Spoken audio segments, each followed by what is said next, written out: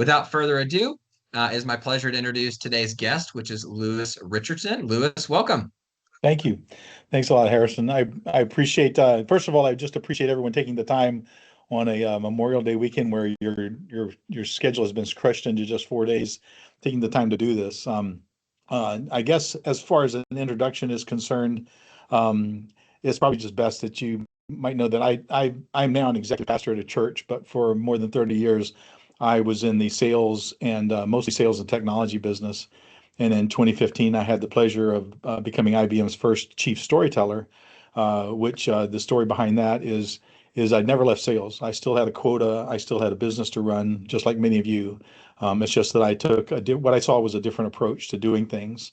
And so those of you who are in sales or in leadership positions, you've probably been through training classes and sales classes where you've been taught certain methods and whatever. And I'm just going to invite you for the next, I don't know, 30 minutes or so to take those things that you learned and hold them kind of loosely because we may challenge some of those. And I want you to be open to listening to what might be a challenge or something else that you might consider. And we'll go from there. So with that, um, Mark Twain is one of my favorite writers and storytellers. And one of the things he said was, it's not the things that you don't know that's going to kill you. It's the things that you know for sure that just ain't so. And so many of us, especially in sales positions, believe that we know what we're doing and that we're taking people into this journey.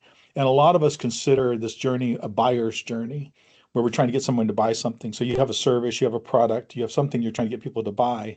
And what I'd like for you to play with today is the fact that maybe it's not a buyer's journey, that it's a believer's journey. And if you were to take the concept that I'm now taking you on a believer's journey, because the goal is, and I've told all my sales teams this, is that your job is not to get people to buy something. Your job is to get people to believe something. And if they believe it, they'll buy whatever it is you've got. And so if you consider moving someone along a journey of belief versus buying, it's going to change some things about the way you do things. And that's part of what this corporate storytelling is about, is how do I go about moving people along, whether it be a client or whether it be someone that you're leading, whether it's a parent and you're just working with a child. We're all in this moving business. So how do I move people along? And there's some differences between getting someone to buy something versus getting someone to believe something. Um, uh, Difference number one is your mindset. And I don't know how many of you went through sales training and you've learned the ABCs, the always be closing, sale. It's always like I'm always closing a deal. I've always got to be closing a deal. I'd like for you to contemplate maybe changing that to always be curious. Be curious about what the client's doing. Try to understand a little bit more about how what it is you're doing matters to them. Bill Nye said, everyone you meet knows something that you don't. And I've always looked at that and thought, whenever I meet people, one of the first questions that come into my mind is, what is it that they know that I don't know? And what is it they know about the situation that I'm not aware of? And I'd love to discover what that is, because those insights are going to be helpful in me trying to put forward a proposition or to try to put forward something that's going to help them in what they're doing. The second piece is not only just your mindset, because if you change your mindset, by the way, from buying to believing, it will change your attitude. It'll change even the way you step into an opportunity. And if you happen to be a sales leader, I would challenge you not to send your salespeople in with a with the purpose of, you go in there and I want you to find out how big this deal is. I want you to find out when it's going to close. I want you to find out what the impending events are, who the decision makers are, because those are all buying things. And if they go in there with that attitude, or if you go into a sale with that kind of attitude, then your questions are going to be totally appropriate to you, but not to the customer. And so the idea is to keep this curiosity going, keep this thing going. So besides just your mindset, the second is you have to think about your pitch. How do you pitch yourself? Um, it's good to understand that from a seller's, I mean, from a customer standpoint, or from a person who's listening to you, um, you should recognize that you should not be speaking and talking about what your product does or what your product or your service does. You should be speaking to what people can do because your product or service exists. It's not about a feature. It's about what that feature means to someone. In other words, what are they able to do because you're there? What is their life going to be like because of what you do? Not the fact of, oh, we've got this thing and it does all this work. It's like, this is how your life's going to change because of what we have here.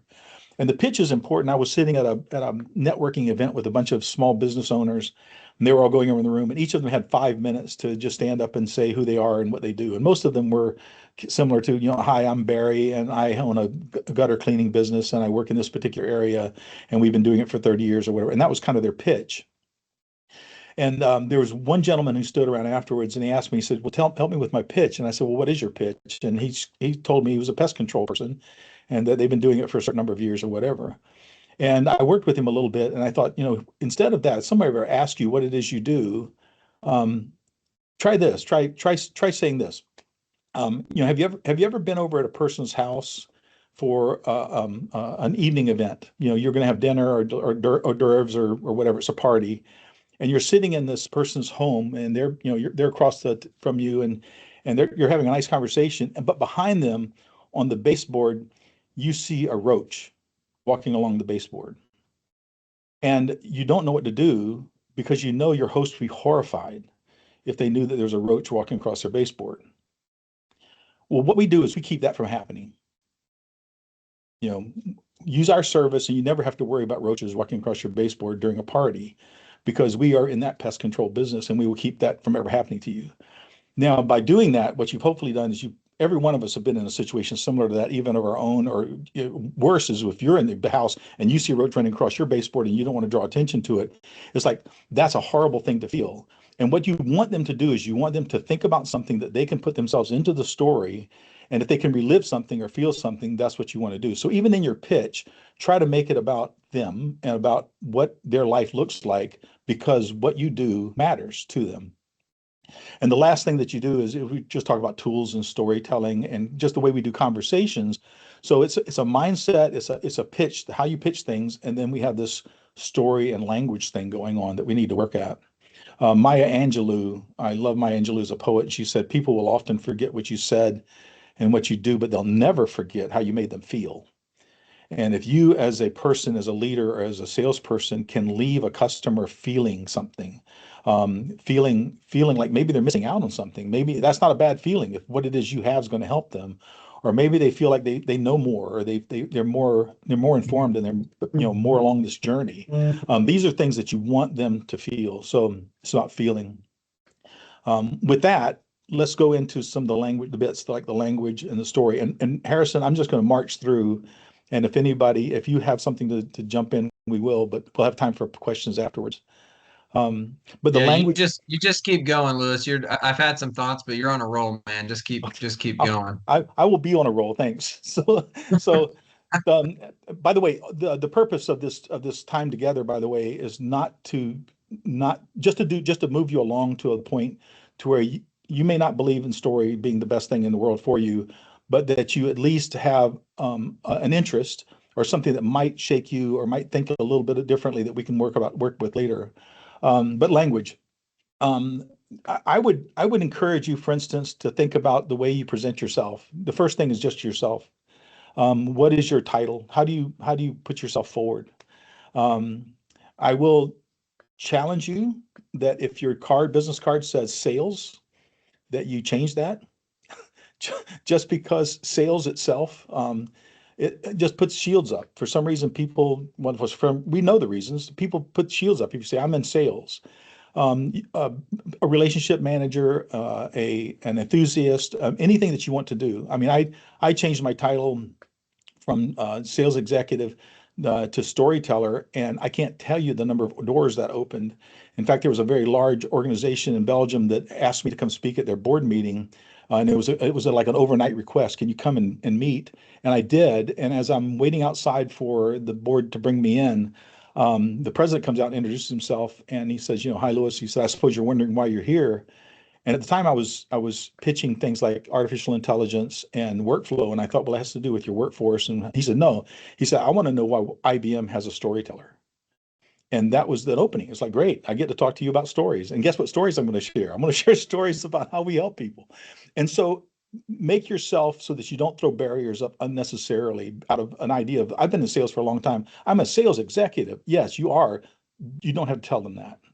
Just be an enthusiast. Be when you're talking about things, talk about things in a way that you use your words carefully. And when you're presenting too, when you have an opportunity to present, um, I have a pet peeve, and I don't know how many of you have a chance to, to get in front of a customer and do a pitch, or that you get on a webinar and you've got 20 minutes to share something. I would challenge you to think about the opening words. Um, Pet peeve. Okay, this is a pet peeve.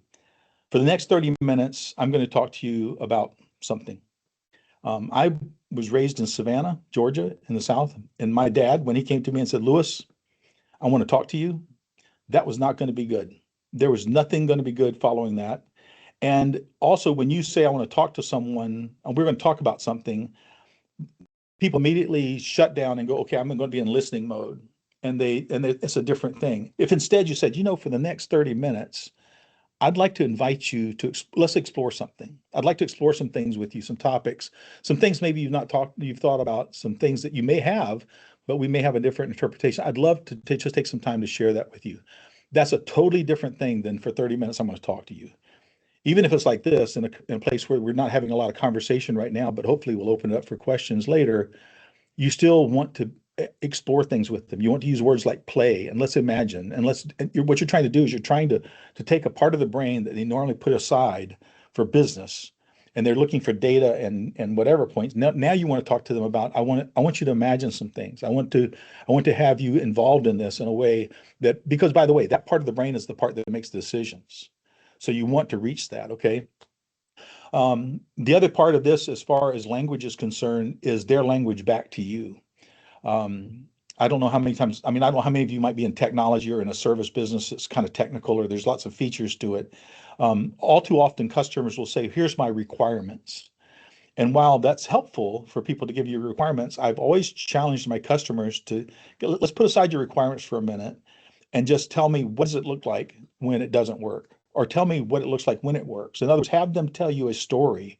If they have a requirement that says, "I can't get my shipments out on time," that's a requirement. I need to get faster processing through for my shipments.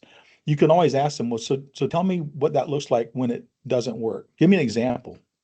And if they say, "Well, our shipments just don't go out on time," keep digging, saying, "Yeah, I understand. Can you think of a particular example? If I say your shipments don't go out, what example comes to mind? And tell me that story." And have them tell you a story about a customer and how something broke or how something didn't work. Because if you can get their story, and then turn it around to how it'd be a new story once you put your situation in place. For instance, if they tell you about a mistake that was made and a customer that was lost, you can say, "That I understand that."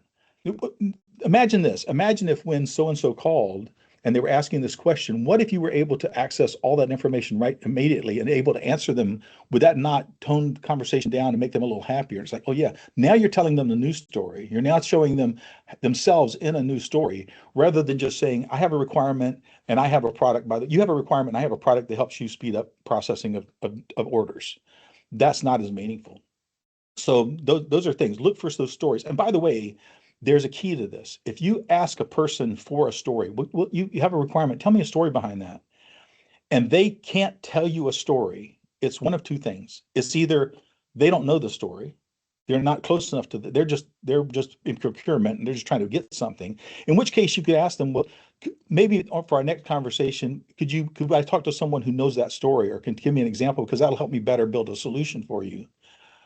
If they don't give you a story and they don't let you have access to a story, the second thing is an act, which is they don't trust you.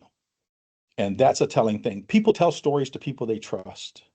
And so if you can get someone telling you stories, that's a good, what we call a buying sign. I call it a believer sign. They are starting to believe you. If you just start getting them to tell you stories and share stories and swapping stories with you, that's a great thing. It's a great conversation. Um, there's a Lewis, process. on that, Go ahead. Lewis, on that, that's kind of the traditional problem solution. You're still doing that. It's just a little more relational, a little more conversational, and you're actually getting more data because their emotions are going to probably be more in a story form than just giving you data points of what happened. Am I understanding that You're, correctly? yeah, yeah. In fact, at one time a bake off with a customer, and they had a requirements list that was pages long of all these requirements, and we were supposed to come in and show a technical solution that they were then going to check us off on. And what we asked them to do is I said, look, I'm a storyteller, and this guy next to me, he's a technology, what I called him was a technology illustrator. And we're going to just talk about some things. And what I'd like for you to do is to take your worksheet and put it aside and don't look at your worksheet right now. I want you just to watch what we're doing, understand what we're doing, and kind of live through what we're doing. And then we'll come back to the worksheet and you can check things off. And so we spent 30, 40 minutes with them, kind of taking them through what a day in the life was and how that worked and so forth. And then we went back to the worksheet and we said, okay, now we're just going to go down to the worksheet and y'all just look at those things and tell us if you saw it or if you didn't see it, or if you need clarification. And I don't mean to be sneaky, or I wasn't trying to be sneaky or whatever, but there were items in there that we could do. We just didn't show it to them that they believe they saw. They were checking off stuff that we didn't even show them, but because they were caught up in the story, they enjoyed the story. It's much like if you have kids that play soccer, if you've ever been given the clipboard and said, I want you to keep track of the soccer game and who kicked what and all that, you can't enjoy the game because you're checking stuff off. So the idea is to get them involved in the story, get them to understand the story, and forget about the requirements for a minute. Because stories themselves are extremely powerful. Stories are the container of meaning. Bill Gurley, who's an investor, he said that the greatest storytellers have an unfair competitive advantage. And if you can give me an unfair competitive advantage, I'm going to take it. Okay. So that's one of the reasons why I kind of focused on stories. And stories also have a different target than most of what we do. We mostly, in sales, about products and services, we speak to what the product and service does, and that's trying to inform you and trying to speak to your brain. And stories actually relate to your heart. They're the guy, Jeffrey Gitomer, who wrote the book, Little Red Book of Selling. And I toured with him one summer, and one of the conferences, he said, if you pull on the wallet, the heart will pop out. Excuse me, pull on the heart, the wallet will pop out. Excuse me, I got it backwards. Pull on the heart, the wallet will pop out. And I realized that in that, for instance, I have a grandson, and when he was much smaller, he didn't come to me and say, Papa, I want to work out. I want to be outside. I want to learn balance and skills. I want to climb. I want to have some agility, and I need some strength training. Could you build me a play set? That's not the way he approached me. He just, cuddled up next to me and said, Papa, can you build me a play set? And within a week's time, his dad and I are out in the backyard building him a play set, because they know where the heart is. I mean, if you have kids, how many deals do they close? They close like all of them because they know exactly where the heart is. And your job as a salesperson or as a leader is to understand the heart of the person to whom you're trying to move along this journey of belief. And if you know where their heart is, the best way to get to it is with a story. You can get them to feel something, get them to relive something. Those are good. And by the way, storytelling is not hard. This isn't something that you have to go off and learn, or this is corporate storytelling. This isn't about a hero's journey and the epic version of things, because in corporate world, we don't have 30 minutes to establish characters and develop characters. This is about just throwing something in a conversation that's going to get someone's attention. Because every conversation that you have, every opportunity that you have to speak to someone, a voicemail, an email, standing on their doorstep, talking to them, whatever you have, these are conversations that matter. And there's a level of conversation, there's levels of conversations that you need to make. And the first level of conversation is a conversation of interest, which is just, I have to get you to turn your head. I just have to get you interested just for a moment to turn your head. And then once I turn your head by saying something you haven't heard before, or saying something in a way that you've not heard it before, or even saying something that you're trying to figure out, why is that relevant to me? The second conversation is that of relevance. At one point, I was selling document management, people losing documents and so forth. And I opened up with a picture of a squirrel. And I just said, how many of you guys know what a squirrel is? And this was overseas. And they said, yeah, we know what squirrels are. And I said, well, do you know that when a squirrel hides a nut, their brain is wired so that they can triangulate up to 3,000 different points as to where that nut is. And that's an amazing thing. But yet they only find 25% of the nuts they hide. And I personally think that's God's way of planting trees. But a squirrel has that ability. And I'm sure people at that point are going, why does he have a picture of a squirrel and why is he telling us this? But they're listening, right? They're listening to me. And then I say, now you're going to take a document and go to your computer and put it in a folder, inside of a folder, inside of a folder, on some drive somewhere. And you think you're going to find it. We as humans can only pick 7 points of reference. And then I would ask them, I said, are you nuts? And I had the picture of a squirrel. And then I talked to them about document management. I got them to turn their head. I got them to go, well, that's relevant to me. And then I got to tell them about what it is we're discussing. And it's not hard necessarily to find something that you say that's a little different. The roach story, for instance, just get their attention, get the relevance, and then tell them about how you can solve that problem for them. And by the way, this vision and credibility is the third one, this third point of how we can help you. I would challenge you that in your brochures, in your pitches, in the things that you do when you relate to a customer, even your emails, your opening emails, I would wager that you go into vision and credibility right off the bat. Third slide in, second slide in, maybe. Here's who we are. Here's how long we've been in business. Here's all the logos we've served. Here's all the people we've done. You jump to vision and credibility before you even got them interested or shown relevance. In fact, their brain is actually trying to figure out, why is this relevant to me? And you're wasting valuable time when you could just forget that. Forget that. Talk to them about something that's interesting and relevant. And then later on, you can talk to them about your vision and credibility. So there's a series to that. And then the last conversation is just one in which you confirm what they believe. And if you can get them to believe what you believe, then the confirmation, normally in sales, it's called the close. This isn't about closing anything. This is about opening. This is about starting. It's like, let's get going. I mean, we talked about this. You understand what we're doing. You understand the ways it's going to change your life. Let's get going. What's keeping us from going? And those are wonderful conversations to have. So I guess the thing that I enjoy most about this as a Jesus follower, and I know many of you are Jesus followers, is that we have a great example to follow. I mean, Jesus was the greatest storyteller ever. In fact, in Matthew, it talks about how Jesus never explained things without using a parable. And there's a reason for that. And it's the reason we've been discussing is people will listen to a parable and then they'll try to figure out why does that matter? Why is he talking about a sower? What does it mean to be if I start talking to you, if I just mention, the Good Samaritan, immediately it conjures up what that's about, what the lessons learned and how that played out. You need to start learning stories. You need to start gathering stories. And as you discover stories from a customer, take that story and compact it and give it a name. I love giving stories a name because that way you can recall them quickly. It's not Bob's story. It's the toothpaste story or whatever it is. Give it a name and then perfect it. Tell that story to yourself. Tell it over and over again. Make it as concise as possible so that you can use it in a conversation. You can just drop it in a conversation and say, "Well, here's a story." If I was talking to you about something complex, and I would say, "Well, one of the things you want to do is to make sure that you don't give people the answer. You basically lead them and let them fill in the last point. Let them fill in the last thing because people get so much joy out of discovering the answer themselves rather than you just telling them what the answer is. You know the answer, but don't tell them. Let them figure that out. I have a granddaughter, Lily, and on holidays we put a 1,000-piece puzzle out on the table, and we as adults sit around and that's what we do. We do solve puzzles and talk to each other. It's too complicated for her. She's too little. And so we ended up putting a piece up on the china cabinet, and that was Lily's piece. And so at the end of the puzzle, when it's all done, there's one piece left. We call Lily in. Lily comes in, crawls up on the table, takes that little piece, wedges it around, and pops it into place. And when she pops it into place, she has finished the puzzle. That's done. Gets that sense of satisfaction.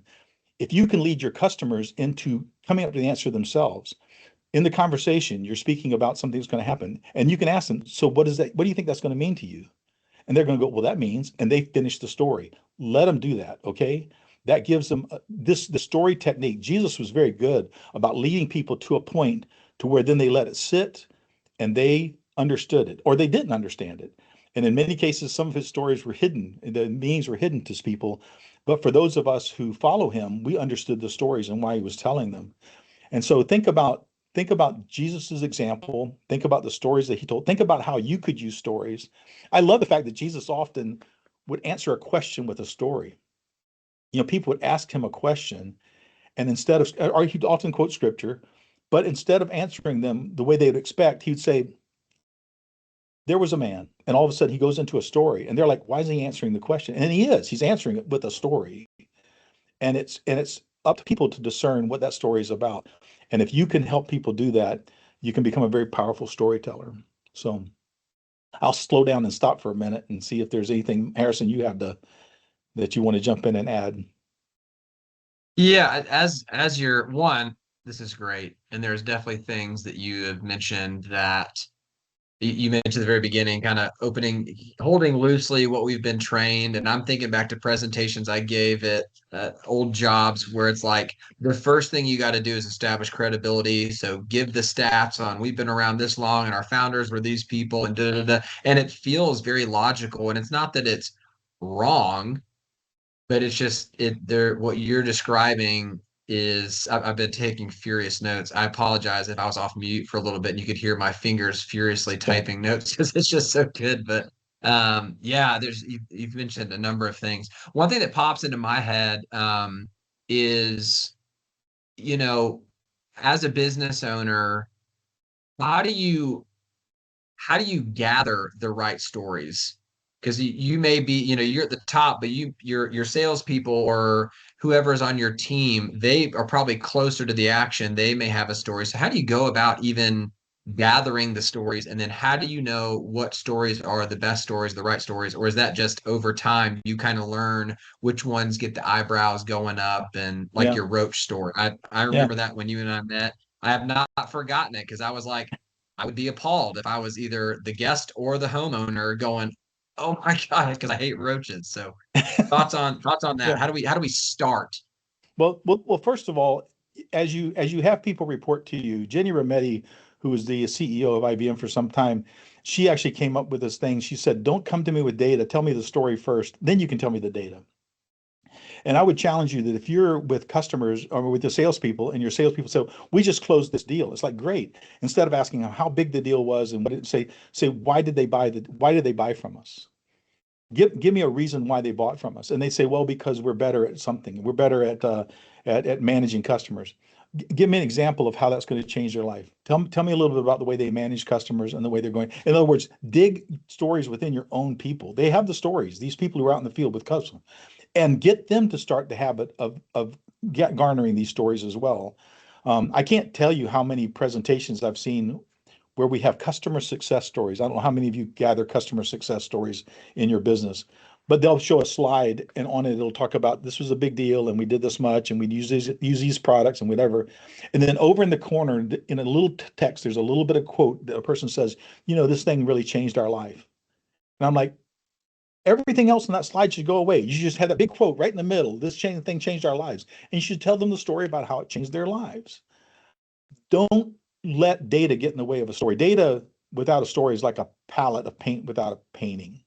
I mean, it's just the bits and pieces that can make a painting, but the painting is more important. The data's there, but the data's there because there's a story somewhere. Don't don't quit trying to find that story. So again, just challenge your people to get in the mode of finding those stories, discovering those stories. If they know that you as a sales leader are going to ask them when they come back, don't tell me how the meeting went. Tell me how the customer felt when we left. Tell me the questions they might have in their head based on what you told them. Tell me how their feelings have changed from the time you stepped in to the time you left. Don't tell them, in other words, start to challenge them on things that are story and conversational and belief related, and you'll start developing a culture of stories. And when that happens, it's a beautiful thing. And by the way, I love working with small business owners because your culture is one that can be changed. In a lot of large organizations, the cultures are just too ingrained and too embodied for you to change them very much. But you guys have that opportunity to change your cultures, and you don't have to change it completely to some fanciful storytelling organization, but just have people that are really good at having conversations and that they can put little anecdotes in. I tell stories, and by the way, you don't have to get an NDA from people to tell their story or get some release from some company, because I can tell you today about there's a large manufacturing company, and I just mentioned that, and then I talked about what that does, and I don't have to mention the person's name or their brand or anything, but they can relate to Right. that. So don't let details get in the way of you building and starting to use stories. It's not the data behind the story. It's the feel, like you mentioned, of the poet's quote. It's how they feel coming out of the Yeah, story. It's not that it's yeah, got to be yeah. 100% accurate. Not that you're trying to blow wind of someone's skirt or No, anything, no, but no. And what you do too is when you start bringing data in, for instance, if I were to tell you there's a guy there's a gentleman who was worried about customer success and customer satisfaction. if you're at all interested in that in your business, you're going to start thinking about, you're going to say, okay, this is relevant to me. I'm in customer success. However, I said, I was working with an aerospace company and they made small jets and there was a customer and he was involved with customer success. You may have checked out because you're not in the or aerospace business, and people who buy jets are totally different than my customers, and so your story has no relevance to me. So try to make your stories as broad as they possibly can to relate to as many people as they possibly can in the environment that they're in. I mean, the Good Samaritan story itself is relative because of that at that time what a Samaritan was, and all people understood that. The sower sowing seed. Everyone knew someone who was in agriculture and knew about good seed and falling on the ground and so forth. They knew that. So be as relatable and as relative as you can without being too specific. Yeah, and I mean, it can be broad. It doesn't have to be, yeah, Barry, you've gotten used a few times. Barry did this and said exactly that. It can be, for Iron Forms context, we talk about, business owners generally struggle with this. And it's like, you don't have to name somebody that struggle with it. You just know that that's a fact and you can tell a story around that. Barry, do you want to add, Barry typed in a question, 3 questions. Do you want to clarify that question? Because I'm not sure if I understand what you're mentioning there. Barry's trying to unmute Yes, I himself. do. Hi, Barry. Sorry, Teams is slightly new to me still versus Zoom. Yeah. Had to find the right button. Thanks so much for all you've shared so far. I'll start with the last one I typed, and that is, do you see in your sales roles and even your pastoral role, do you see certain Yeah, personality I'm types? just listening right now. I turned it off. I'm hungry. Let's go ahead and mute everybody. Okay. That's Jesse. You got him. Do you see certain personality types appreciate, maybe are even moved more by stories than other personality types? Does everybody have some level of it? Do you see that there are actually maybe some customers who really are moved and motivated by data, or are you submitting that stories are universally impactful for everyone equally? Here's the way I like to put it. I used to put up a slide with Captain Kirk and Spock, those two individuals. And I said, in many cases, you're selling to these two individuals. Spock is a very data-driven person, data-driven. There's facts, there's truth or black and white and whatever. And a lot of technical people and a lot of sales people, a lot of numbers people, financial people, they're very binary. It's one or the other. And so that's something they have to deal with. But if you go there and that's where you stay and you get into the weeds of that, you're going to lose Kirk. And Kirk flies the enterprise. He makes the decisions, right? And he's influenced by these people, but he's actually the one that's going to make the decision. And all too often, we think we have to deal with this. I mean, I've been in demonstrations before to where, I mean, if I were to do a demo for you for a product, I've had technical people, they get fixated on the fact that there's a button on the corner and it's blue and it should be red. And they cannot get past that. Why is that red? And why is that blue? It should be red. And they just can't think past that. Meanwhile, the Kirk in the room is going, what happens if I push it? Does a good thing happen? What goes on? It's like they're interested in that. Everyone can react to stories. There are times when people want to get past the story. I don't want to hear all the stories. I just want to hear the data. In those individuals, when you have that opportunity to do that, say, that's awesome. I'd love to spend some time with you in doing that. But for this, what we're going to do for this conversation is I'm going to make sure that this side of the table or whatever, and it's interesting. I've been in tables where tech people are on one side, business people are on the other side. I just tell them, we're going to have this conversation with the business people, make sure that they understand that. And then we're going to go off to the side and we'll talk about the technical details one-on-one. I'll get you all your answers.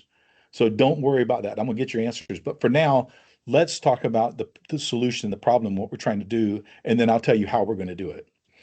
It's the Simon Sinek start with why circle. I don't know if anybody's ever heard that, but it's the outside circle is what do we do, how do we do it, and why do we do it? And most often people sell from the outside. What is it we do? We build this. How do we do it? We do it with these things. Why do we do it? To get you to buy it. And in reality, people like Apple and others who've been very successful start with the why. We believe in changing the world for whatever reason. How do we do that? And so forth. So it worked out. So make sure that you get that why question. Get Kirk. Kirk's going to write the check. Make sure Kirk's Yeah. on board, right? Yeah, that's Yeah. good. And I think Harrison already said this at the beginning, but everybody here in Iron IQ, we're using the chat feature. If you missed that announcement, we're using the chat. So if you have a question, drop it in there, and Harrison and I are both monitoring that. I'll go ahead and ask one more. Let me think how I want to ask this one. Is there a particular time in the relationship, or maybe even in the sales timeline, if you will, that it is better for us to ask the person who experienced the story to be the teller of the story for us versus us telling it third hand? If you could find somebody, for instance, in the organization who you get on this believer's path and you get them believing early on. Let's say you found an advocate and they really like what you're doing. They may not be the decision maker, but they may be an influencer. If you can get them to retell their story. In fact, I've been in a series of meetings before where early on at a water cooler or at a coffee, you hear somebody tell a story that's just amazing. And you step in to talk to a larger audience and you say, you know, I was just at the water cooler with Ann, and she told me an interesting story. Ann, would you mind sharing that?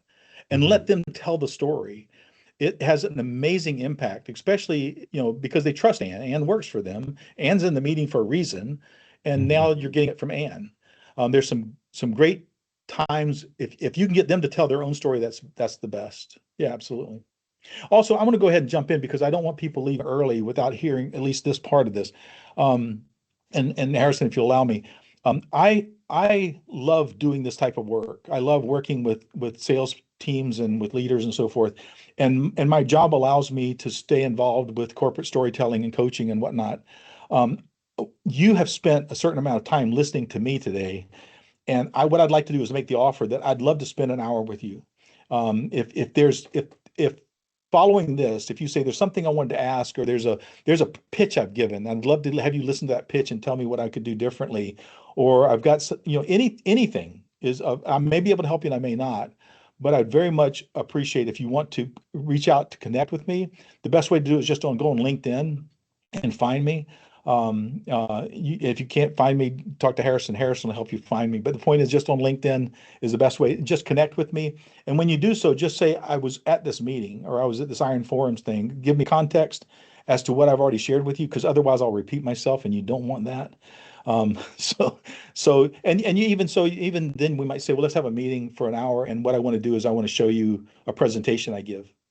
And I'd love for you just to take that presentation. You send it to me ahead of time and say, go through it. Or if you've recorded yourself ever doing this, I would highly, highly recommend you recording yourself doing your pitch, whatever that is. In fact, I used to tell people to record yourself and then watch yourself. But I heard a gentleman recently, it was great. He said, record yourself doing your pitch or whatever it is, telling your stories or whatever that is. He said, and then play that back, but don't look at yourself. Just listen to yourself. Don't be confused by the visuals. Turn the video over and just listen to your voice and listen to how you're saying things and the tone. And then turn it back around and watch the video without the sound. Just watch yourself. Watch how you move. Watch how you relate to are your hands open? Are they up here? Are they down here? Are they closed off? There's a lot of body language stuff going on. Then the third one is, he said, get a transcript of it and just read the words. And when you read the words, think about the words that you're using and whether they're appropriate or whether there's better ways. There is an old mathematician said that the road to perfection, perfection is achieved not by keeping on until there's nothing left to add, but when there's nothing left to take away. And so the point is, you should take your stories, you should take these things that you do and chisel away at them. I will tell you, the first time I ran through the material for this thing, I was like at 55 minutes. And I just had to go cut. This is gone, that's gone, this is gone, to get it down to something like 30 minutes. And I'm not saying this is perfect, but hopefully it's enough. And the idea is that you do enough to get things moving, and then you get the next opportunity to tell more. So Anyway, I love that. Louis, I don't want to gloss over your very generous offer of being willing to help our members for an hour. I will put your for all of our members, everybody listening, we'll have Louis's LinkedIn, since he said that's the best way to get in touch with him. I'll have all the information available to you, and as he mentioned, you can just shoot him a message, and he'll do what he can to help. Louis, really, really, really appreciate that. As the little things about being able to say, hey, here's a story, what do you think, and having a chief storyteller be able to look at that, that's a great value add. So I appreciate you being willing to do that. Well, the challenge with being a chief storyteller, someone asked me one time, so how did you get a title of chief storyteller? And I said, well, first of all, you never can call yourself a storyteller. You have to wait till someone calls you a storyteller, and then you can take it. You can't step in and say, I'm a storyteller. You have to wait till someone says, hey, you're a good storyteller. And it's like, okay, I got that one. And then the chief thing is you've got to have followers. You have somebody who's following you. And so Jesus was our chief storyteller. So I love it. That's where we'll go. Yeah. I take that advice as when you're making up your title that you were talking about earlier, you can't just pull it out of thin air, because someone's going to ask you how you got it. And you just gave a really good example of how you got chief storytellers. People told you were that, and you got people following you. So don't make up some bogus thing, or you might be telling an awkward story on how you got your title you gave yourself. Yeah. And I will tell you too, that for those of you, I don't know how many of you actually have young people or young salespeople or whatever, people doing business development for you, making phone calls. I just want to encourage you as a leader, having those people, especially coming out and new ones, learning techniques about curiosity and so forth. I've done some business development people where they're on phone calls all the time asking questions.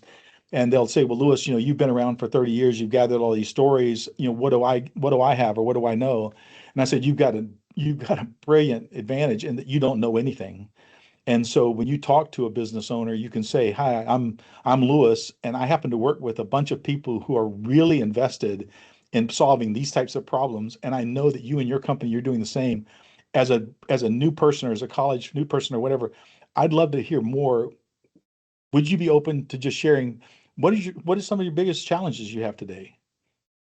How, get on, you're not trying to make a sale, you're just trying to learn something. And a lot of executives will give you that time if you just will go in there with curiosity. I'm just curious, and use that. And then what you learn from that, on your next phone call, you say, hey, I was just talking to a guy and this is what he told me. Is that anything like what you're experiencing? It's like all of a sudden you're just starting to build this knowledge base and story base out of curiosity. Nothing beats curiosity. That makes me think of and this will be a practical question, then I want to open it up. But for ourselves, whether it's a prospecting call, or maybe we've got a sales team and we need to train our sales team on how to make prospecting calls and pulling in storytelling, just very practically, what's kind of the process of, I've got a warm lead and I'm going to be giving them a call. And what I don't want to do is say, hey, I've been in business for 30 years. Here's the things that I do, all the things you've been mentioning.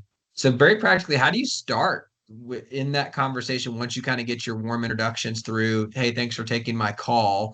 Do you immediately jump into some curiosity questions? Do you tell a story off the bat? What would you recommend in a prospecting situation, since all of us as small business owners are doing that in some form or fashion? The biggest thing is there's no such thing as a cold call anymore. There shouldn't be a cold call. You should always be able to find something out about the company, the business, the person. You have to then think about that person themselves. I sat alongside of people who made cold calls all the time, and they would just get on the phone, and there's a number on a screen, they call it, and I'd stop them and I'd say, no, don't call that number yet. Who is that person? And they'd look up on the screen and they give me the name. And I said, what does that person do? And they look up on the screen, they say, oh, he's the the product manager. It's like, okay, great. And so they started calling. I said, no, wait, what does a product manager do?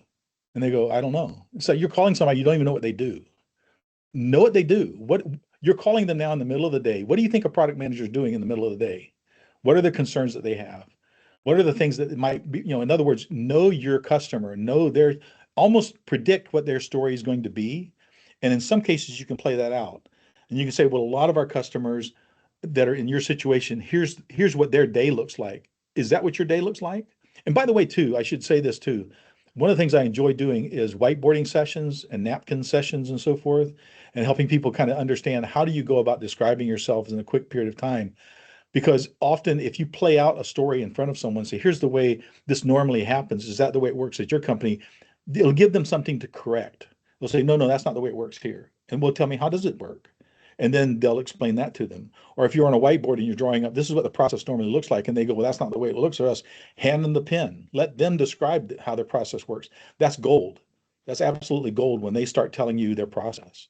And so if you don't know enough, you have to go in curious. If you know a little bit, don't go in arrogant, but go in testing it. Saying the reason I'm asking these questions is most of our customers and clients in this area, they think this way, or this is the way they do things. I'm curious, is this the way you do it as well? That's an easy question to ask. So yeah. And then I'm just trying to think of, at what point do I bring in a story? Is it after they've said that and you go, well, one time, let me tell you something real quick, and this is, Yeah. and that's how you're relating to them and their issue, or are you Yeah, very don't practically yeah. how it went? Yeah. One of the things you want to be comfortable with is that story is not sprinkling dust on top of a sales cycle, which a lot of people go, oh, I'll just sprinkle some story here and I'll sprinkle some story here. It's more of a, when is it appropriate? When is a story appropriate? And if you think about stories as being very short little things, antidotes, a quote. I mean, I told you a number of quotes today. I mean, if I were to ask you, so what was Maya Angelou's quote about? And if you may have never heard that quote before, but you might be able to at least tell me it's about the way people feel, right? If you just interject things like that get their attention, that's part of being a good storyteller. Is just keeping people's that side of the brain active and involved. So. That's good. That's good. All right. Thanks. Well, we got about 10 minutes left. Louis, had you wrapped up? We kind of kept interjecting questions there at the end. Are you good on all of you kind of wrapped up and open for questions, or? Yeah, absolutely. Yeah. Yeah. I'm Okay. here. Okay. This is your time, not mine. So yeah. Okay. Great. Well, I thought it was wonderful. I think there was it's amazing. Even when you got a full hour, there's still only so much that you can cover. So again, appreciate your willingness to dive in one-on-one with people after this. But do you want to open it up? I know we've got a lot of people not on camera. They're almost just listening, almost like podcasts. But we do got some people on camera. Does anybody else want to jump in? Feel free to just unmute yourself and jump in, or you can type it into the chat feature and we can read it for you. And Yeah, I've got a question. Oops, sorry. No, you don't, go for it. So as a storyteller, what is your elevator pitch? As a coach, because I do story coaching, I guess, and is that we all have things that we can do to help others. And it's a shame that it's hard for us to get people to understand what that is. And I feel that we all have stories to tell. My pitch is primarily, if you're in sales and you're trying to get people to buy something, and that's what you're focusing on, it's probably not as successful as you'd like for it to be. It's because your target's wrong. You're working on buying rather than working on belief. And if you wanted me to start that off with a story, I would often just say, so your sales approach, from what I can see, is about what it is you do. And imagine a customer coming to your site and looking at the data that you have on your site and looking at that information. How do you think that's going to make them feel? And challenge them. And that's kind of the pitch I usually start with, because I usually try to understand who I'm talking to. And often people will send me an invitation to talk, and I'll usually go to their website and say, what are they telling me already? And how do I feel by what they told me? And am I interested? And then I'll, by the way, as someone who doesn't know your business, getting someone from the outside to look at your business for a minute is very helpful if you're open to them telling you the truth. I was just working with a company. They're really excited about their technology. They've spent a lot of money, you got a lot of investment, and they have this technology that's really good, but they have no idea how to speak without using the technology as the topic. And And as much as I've talked to them, as much as I've shared with them, excuse me, as much as I've shared with them, they still go back to the technology. It's home for them. They live that every day. They build tech and write code and whatever. But yet their product is one that's going to affect people's lives, and they don't know yet how to do that. So I'm challenged. My challenge is continue to try to get them to think differently about that. So don't know. Great. Don't know what my elevator pitch is. That's a challenge. I'll have to come up with one. Harrison, Thank I you, got a Sherry. question. Go ahead. Yeah. Jump on in. You said you're a pastor now, correct? Executive pastor. Executive pastor. Okay. Yeah. How do you share the gospel through storytelling? Oh, that's excellent. Well, obviously, a lot of it is you try to follow, like I said, follow Jesus's example, and lead people to see their lives in a different situation. Jesus wasn't about rules and regulations. Jesus was about affecting people's lives and getting them to recognize that what they've done could be better. Or the woman caught in adultery, he didn't have to tell her much. I mean, she was caught. What his lesson was for the people around her who was going to stone her. And I have no idea what he wrote in the dirt, but I bet you it had something to do with the story. But he wrote something that caused them to reconsider and to back away until she's just standing there, and he goes, "I don't condemn you either." I appreciate it because Jesus it's a personal thing. It's all belief. It's all belief. And so if you don't use stories, then you're actually attacking a problem with an inappropriate tool. I cannot convince you enough. And when I see apologists and college students or whatever arguing about the Bible and whatever, and they're just using facts and figures and stuff, I think this is not going to go anywhere because they're just arguing data. And this isn't a data thing. This is a belief thing. So the data backs it up, by the way. But Right. the other thing to learn is that we as humans, our brain is made so that we don't want to be wrong. And so when we come up with something that we think is right, we will look for data to back that up. And there's been studies that prove that if I think something and there is no data to represent it, I will create data in my head to back it up. And so we make decisions very quickly with our heart, and then our mind goes looking for data to back it up. And so that's something and that's where stories can actually get to places that just giving them data doesn't, it kind of blows their mind. It kind of unwires things. Because if I tell you a story and I'm talking to you about New York and how busy it is and you're on the street and all the smells and so forth, if you've ever been to New York, if you ever experienced that, at this moment, the synapses in my head and the synapses in your head, they actually align. It's actually like this Jedi mind trick kind of moment that we actually for a moment are connected. And that's a very valuable thing to do if you're trying to move someone along a belief. And so taking advantage of that is significant in our witness and in our testimony, and as we lead people. Yeah. I love that, David. That was a great question, and that honestly just solidified everything that you said from a tools perspective earlier, Louis.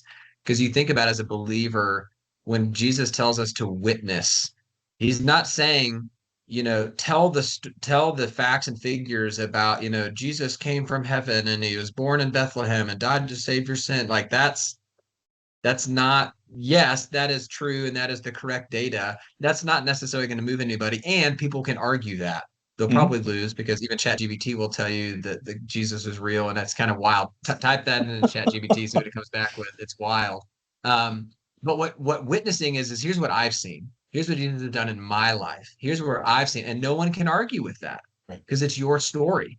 And so that almost just solidifies everything you've said, and putting that into a business context of people can argue and facts and figures, but when you have that 5-star review of how this changed my life, that's going to move people. Same with the gospel. So I love that. Great tying it all in. Yeah, and the challenger model too, I think is very important because stories are good at addressing the challenger model of things.